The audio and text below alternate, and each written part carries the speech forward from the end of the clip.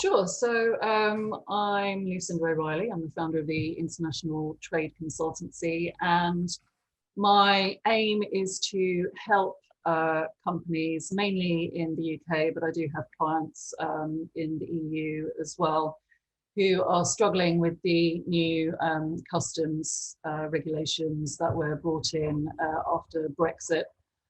So things around customs declarations, Incoterms, import VAT, people are really struggling with, especially since the 1st of July, rules of origin, commodity codes, all that kind of thing.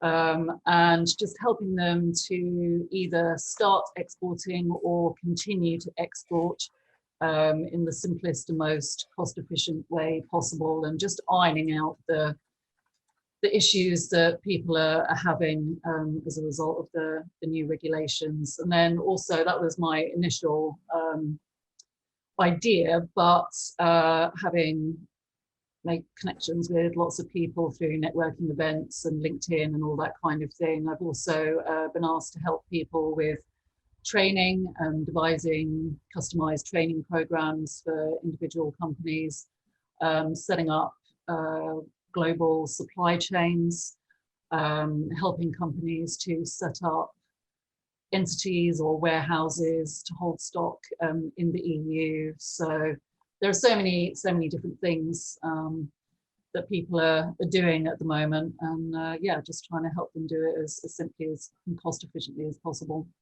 And what worries do you have about starting out, or what did you have? What worries did you have and have still, I guess? Well, yeah, doing everything wrong, you know, probably structuring the company incorrectly to begin with, not setting up correctly for tax, that sort of thing, not finding enough clients to make enough money to pay the bills, over-promising, under-delivering, you know, I mean, it is a fairly new area for me. I have just, you know, started this sort of bit randomly, you could say, you know, so I suppose there's a little bit of hesitancy there as to, you know, whether I am going to be able to deliver what my clients need, although everything's been fine so far, but, you know, you always have that sort of nagging voice in the back of your head, don't you? Absolutely. So yeah, just about not doing things in the best way, I suppose, which would be the easiest way of describing it.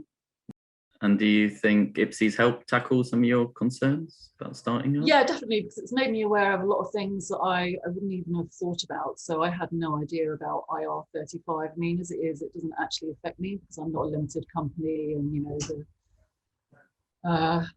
it's not an issue now. But I think it's just I've been going to the meetups and webinars, and I suppose it's just really reassuring to feel that there are other people out there who've been going through the same thing. So if I, you know, aren't sure about something or want some advice, then it's nice to know that I'm part of a network that would be able to help, and you know, it's a safety net, if you like, to a certain extent.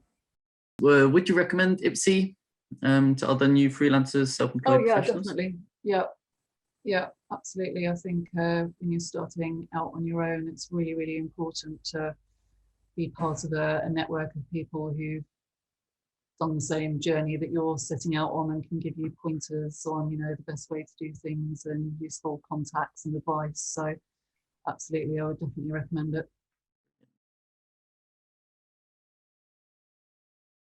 For people like me, who is really just, you know, on my own most of the time, it's nice to have those little networking things you can drop into and see other people and hear about other issues that are affecting them. And, you know, that way you find out about stuff that maybe you need to think about further down the lines. So I just did a complete audit of everything they were doing and all their suppliers and how it was all working, and said, right, this is how things should be working. This is how you go back to your suppliers and you say, from now on, we're going to work like this. You're going to give us this at each point in the process, and just totally restructured it for them so that they understood how things should be working. And they were in a much stronger position to go back to their supplier and say, no, we're not doing it like that. You've got to do it like this. Otherwise, you know, we'll go somewhere else. So that saved them a lot of time and stress and money. So that was a really nice project to work on, because I really felt that I'd made a difference to them by the time we finished. Make a go of this, then that's my achievement. If it fails, then that's on me as well. But at least I'm in charge of my own destiny. You know, I can make decisions that I'm comfortable with, and some of them will be wrong. But at least, you know, I was doing what I felt to be right at the time and not having to take anyone else's opinion into consideration. So I absolutely love that.